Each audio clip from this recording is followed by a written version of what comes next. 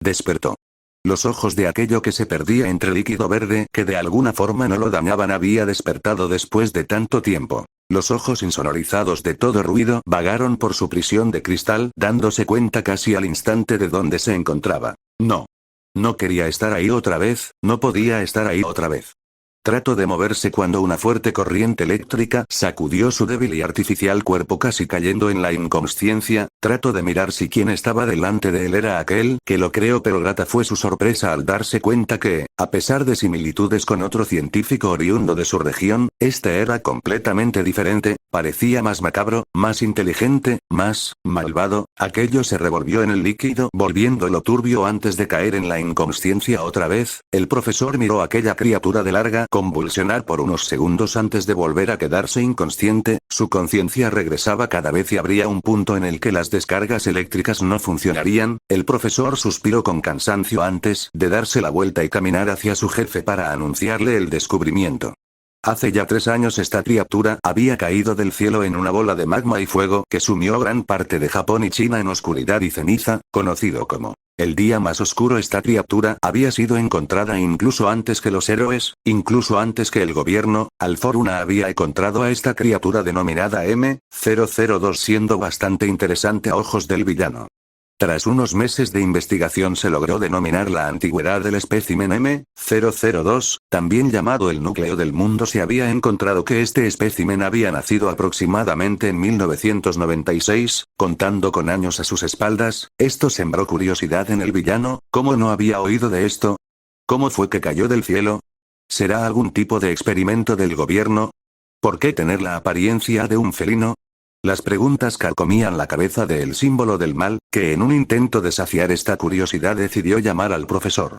Este descubrió cosas curiosas que llenaban de éxtasis la mente perversa del portador inmortal. Lo primero descubierto era que su tejido celular no era natural, es decir, esta cosa no era un ser de alguna mutación extraña, lo que hacía que la teoría de que fue creado por el gobierno tomara aún más fuerza. Lo siguiente en encontrarse fue que su estado celular reaccionaba a diversos elementos. Al acercarle acero su piel se volvía tierrosa desintegrando la aguja o el bisturí usado, así que se usó una hoja de obsidiana para cortar una parte de su piel que se regeneró con increíble velocidad. Al intentar hacer que reaccione a otros elementos pasaba algo similar pero diferente al mismo tiempo. Con el fuego la pared celular tomaba el hidrógeno del aire y el oxígeno de este y los comprimía en su cuerpo formando agua que apagaba cualquier brasa con suma facilidad. Picado por la curiosidad el profesor trató de usar agua. ¿El resultado? El trozo de carne de violeta pálido creció raíces que absorbieron el agua con suma rapidez. Así intentó varias cosas descubriendo un par de cosas interesantes. La primera, al parecer lo único que le hacía daño eran los ataques con elementos no probados, es decir, la obsidiana funcionaba porque no tenía nada contra ella, también funcionaban materiales no naturales, como plástico o tela. Otro detalle interesante es que era un conductor de electricidad increíble, pero tal vez eso cause más que una criatura, tal vez sea lo que acabe, no solo con Olmec sino con toda la sociedad conocida. Podía hacer del mundo suyo, claro, con los arreglos suficientes para controlarlo. Un poder así no merecía escaparse, un poder así gritaba ser dominado y eso era lo que harían. Señor. El vejete de gran bigote se postró ante el símbolo del mal. Kyudai.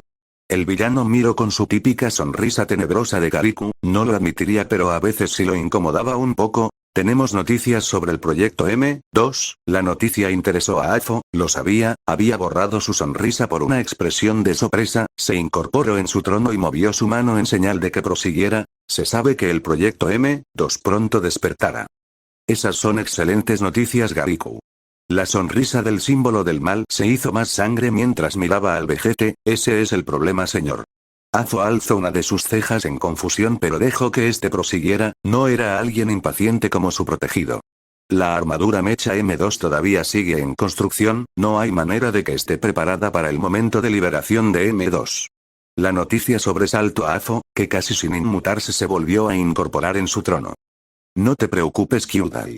Gariku alzó la cabeza ciertamente exaltado. ¿Cómo mantendría la calma en un momento así? Tarde o temprano el núcleo del mundo será nuestro, procuremos acelerar el proceso de creación, también estaremos surtiendo más descargas eléctricas para que no intente escapar, pero de hacerlo no irá muy lejos, las descargas afectan su sistema nervioso, no podía caminar tan lejos de la base y será atrapado para volver a atraparlo, explico el símbolo del mal movimiento una de sus manos, uno de sus dedos cambió a ser una pequeña navaja. A decir verdad Gariku no estaba seguro de lo que decía su jefe, sentía en lo profundo de su ser que M2 no era poca cosa y que lo subestimaban, pero no podía hacer más que asentir a las órdenes y retirarse dentro de la jaula del proyecto M2, este flotaba dentro del líquido verde, movía su cola de un lado a otro de forma robótica y monótona, parecía dormido, parecía inconsciente, pero no lo estaba.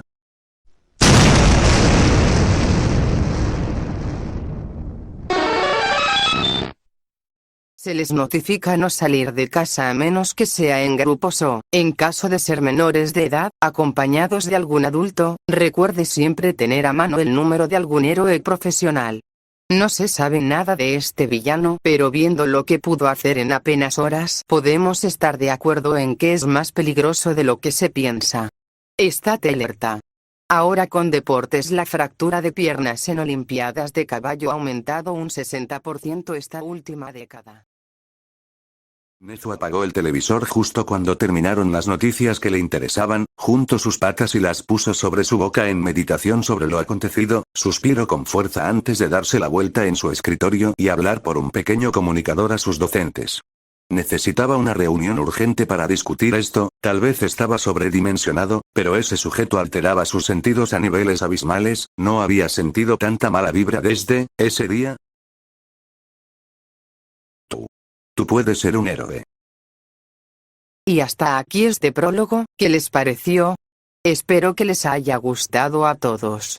La verdad es que estuve bastante muerta últimamente, pero ya volvimos ready pal high, lista para escribir historias y déjenme decirles que estoy trabajando para el capítulo 1 de Demi-Mic, en fin, eso fue todo. Gracias por ver y sobre todo gracias por ser tú. Bye.